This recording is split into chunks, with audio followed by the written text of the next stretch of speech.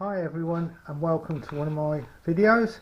This is mainly aimed at radio amateurs and this is a DIY construction project I started myself, and it's a switchable low pass filter with built-in 50 ohm dummy loads, and it basically switches 80 meter band, 40, 20, 10 straight through, and then the last position it connects to 50 ohm resistors. Now the 50 ohm resistors, when it's in the 50 ohm resistor loading, it puts 50 ohm on that one and 50 ohm from that one up to a maximum of 20 watts on each one. They're independent, so I can have two pieces of equipment connected. It is a common ground though, that's the only thing. It's manufactured, or I made it from, this leftover, this plastic cladding material. I'm not sure if it's PVC or what it is, but my father had a lot of it in his workshop, and he gave me, or let me have whatever I wanted. My late father now, by the way.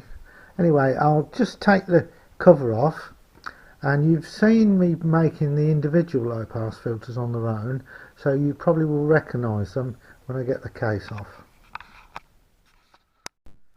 Now inside the unit, these are small pieces. There's 4 pieces of single-sided copper clapboard, and I individually wound the ferrite rings for the different bands, the 80, 40, 20 and the 10 meter band, which is these coils here. I don't know if you can see it, windings. And the PCBs, the copper clad board, is just got small pieces cut off to make these pads to solder the wires on for the coils, and it's a fairly dusty inside, so I didn't brush it out very well, but it's only plastic dust.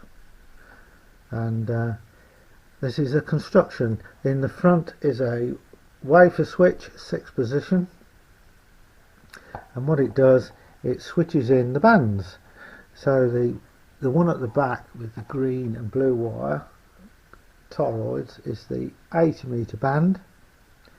The next one here, this one here, is the 40 meter band.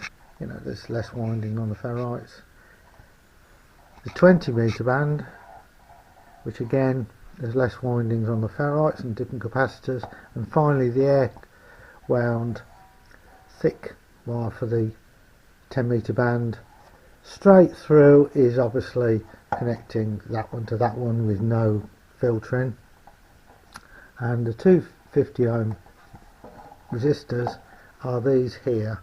These are dummy load resistors from DC to 3 gigahertz. They're rated at 100 watts, these resistors, and there's one per socket.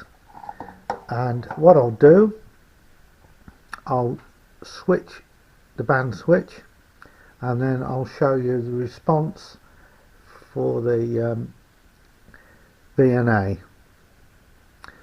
which is the network analyzer, and it shows the different inputs and switch settings.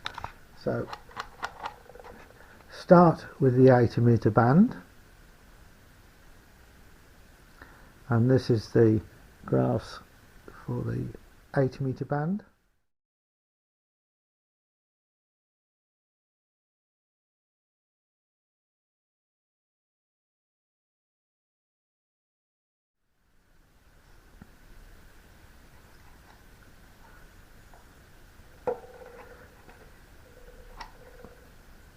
Meter band again, and this is the graphs on the VNA.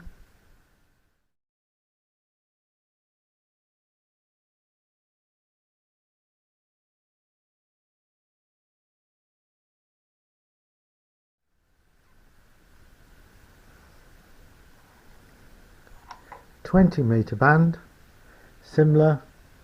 This is the graphs of the 20 metre band.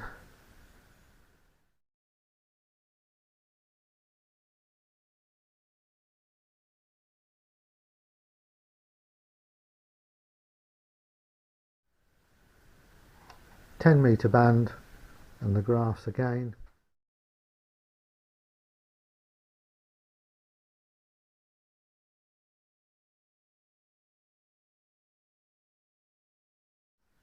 I've also done a graph of the straight through, which has got some attenuation. I think it's 1 or 2 dB.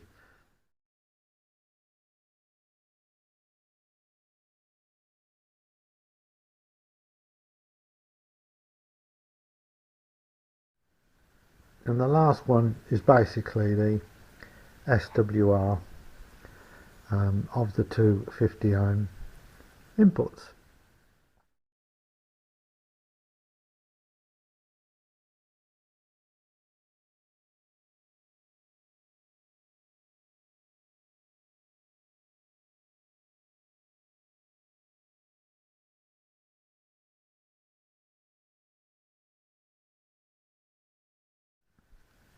And that's about it for this video, but this just shows what can be made using you know, just a few ferrites, a switch, bits of wire and coax, a couple of sockets and some plastic. I find with a lot of my projects the most expensive part of it is to try and get a decent box for it, but as this is just for me and nobody else is really going to use it unless I give up amateur radio, then it'll probably be given away anyway. But it's just bits of scrap, bits of metal, a few odd nuts and bolts, wood screws to hold the case together and a bit of super glue.